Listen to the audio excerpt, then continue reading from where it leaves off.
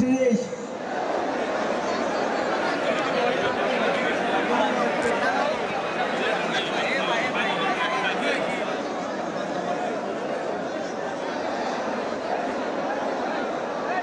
গত ঈদুল ফিতরের মতো ঈদুল আজহা তো উনি প্রত্যেক পরিচ্ছন্ন কর্মীকে 5,000 টাকা করে ঈদের বোনাস দিয়েছেন এবং এটা আমাদের জন্য অত্যন্ত ভালো হয়েছে এই জন্য যে তারাই কিন্তু শহরটাকে পরিষ্কার রাখছে।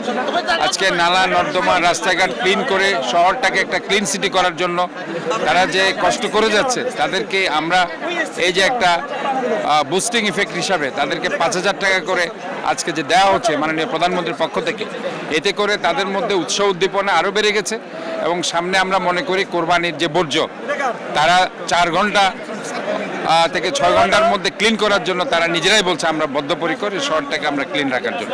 কাজে আমি মনে করি এটা অত্যন্ত একটা চমৎকার উদ্যোগ হয়েছে এবং আজকে মাননীয় প্রধানমন্ত্রী যেভাবে ফ্যামিলি কার্ড, কৃষি কার্ড, হেলথ কার্ড, স্পোর্টস কার্ডের মধ্যে দিয়ে মানুষের হৃদয়ে স্থান করে নিচ্ছেন এবং মানুষকে যেভাবে উদ্দীপ্ত করছেন এবং সাধারণ মানুষকে আজকে সামাজিক যে অবস্থান সেটা থেকে উত্তরণ ঘটাচ্ছেন, এটার জন্য আসলে জনগণ অত্যন্ত খুশি এবং আমরাও ওনাকে আন্তরিকভাবে ধন্যবাদ জানাচ্ছি। কাজের গতি অবশ্যই বাড়বে।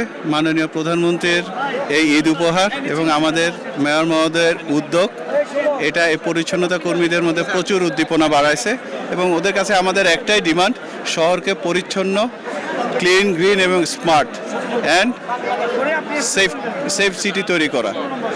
তো এটার জন্য এবং তার সাথে মাননীয় প্রধানমন্ত্রী আমার মেয়র মহোদয়কে এদের 309 কোটি টাকার যে বাসস্থানের কাজ স্থগিত ছিল ওটাকে চালু করার জন্য বরাদ্দ দিয়েছেন। সো এদের মনোবল অনেক বৃদ্ধি পেয়েছে। গ্যাসে ঈদে দেওয়া হয়েছে, এবার ঈদও দিচ্ছে, মোটামুটি সবাই পাচ্ছে। এই ঈদুল আজহার মধ্যে এই উপহারটা দেওয়া হচ্ছে।